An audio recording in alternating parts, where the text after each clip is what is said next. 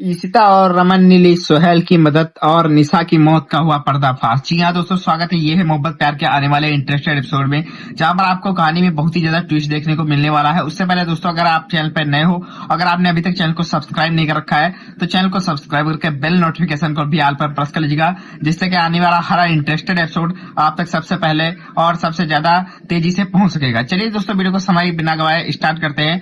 जी हाँ दोस्तों, ईशिता और जो रमन होते हैं, तो ईशिता बेल पर छूट के घर आ गई होती है और वहीं पर जो 10 लाख का जो पैकेज बना होता है, बॉन्ड बना होता है देने के लिए, तो वो बनवा देता है सोहेल, उसकी मदद कर देता है ईशिता और रमन की।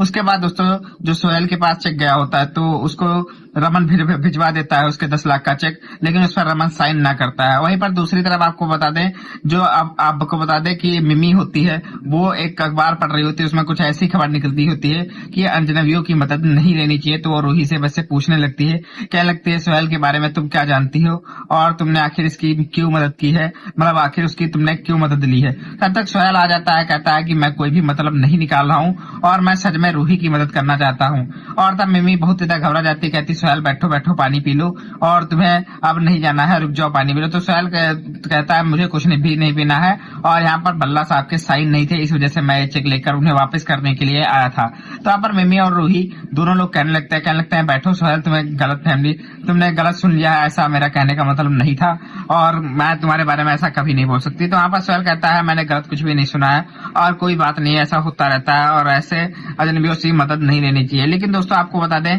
तब तक भल्ला आ जाता है और कहता है अरे सोहेल क्या हाल चाल है। तो वहां पर सोहेल कहने लगता है ठीक है और कहता है आपने जो मुझे चेक दिया था उस पर आपने साइन करके नहीं दिया था, इसी वजह से मैं आपके घर आया था। वहीं पर दोस्तों निधि की भी बात विद्युत से चल रही होती है। लेकिन दोस्तों आप सोहेल कहने लगता है क्या यहाँ पर निधि की बात हो रही है, निधि चोपड़ा। तो यहाँ पर दोस्तों आपको बता दें, सारे लोग कहने लगते हैं हाँ ये निधि चोपड़ा की बात हो रही है। वहीं पर दोस्तों रमन कहने लगता है इसी के चक्कर में ईशिता फंस गई थी और जेल चली गई थी, कहती कि इसी का मैटर सारा लगा दिया गया था। तो यहाँ पर दोस्तों कहता है सोहेल की मैं आपकी मदद कर सकता हूँ इसमें और मुझे निधि चोपड़ा के बारे में बहुत कुछ पता है। तो सोहेल कहता है क्या, रमन कहने लगता है सोहेल से क्या सच में तुम्हें निधि के बारे में कुछ भी पता है। तो सोहेल कहने लगता है मुझे बहुत कुछ पता है और मैं आपकी इसमें शायद ज्यादा से ज्यादा मदद कर सकूंगा और मुझे जल्दी से जल्दी पुलिस स्टेशन ले चलिए जिससे कि मैं आपके मदद कर सकूं।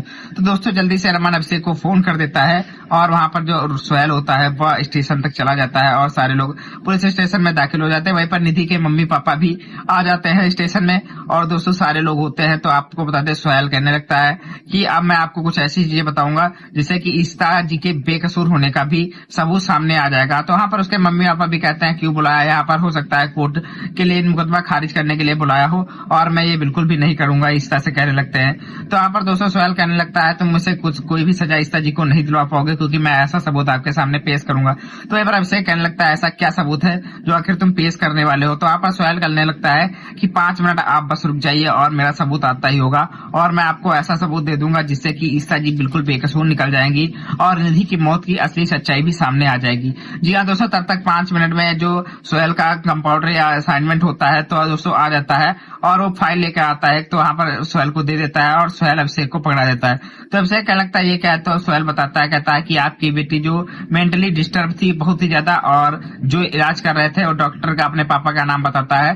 तो कहता है जो डॉक्टर थे वो मेरे पापा ही हैं, आप उन्हें तो जानते ही होंगे। तो वहां पर उसके पापा में कहने लगता है सब झूठ है। तो वहां पर वो सोहेल बता देता है अपने पापा का नाम। तो वहां पर कहते हैं आप उनको जानते होंगे। तो उसके पापा बहुत ही चुप हो जाते हैं।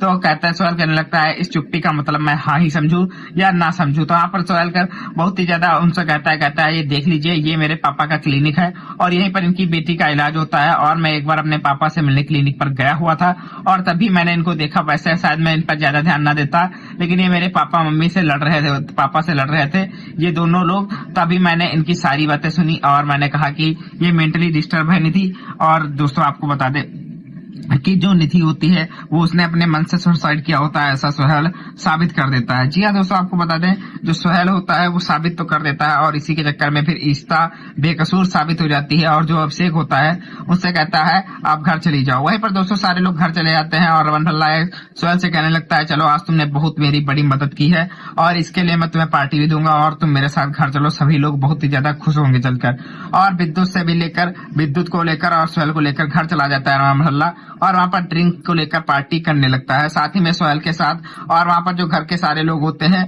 वो चंदन टीका लगाने लगते हैं और सारे लोग बहुत ज्यादा खुश हो जाते हैं और रूही भी बहुत ज्यादा खुश हो जाती है। और वहीं पर फिर विद्युत कहता है मैं जा रहा हूँ, मुझे दिल्ली के लिए निकलना है, और सोहेल भी चला जाता है। बाय द वे दोस्तों, बताऊंगा आगे की भी कहानी, लेकिन उससे पहले अगर आपने अभी तक चैनल को सब्सक्राइब नहीं किया तो चैनल को सब्सक्राइब कर लीजिएगा। मिलते हैं नेक्स्ट एपिसोड के साथ, धन्यवाद।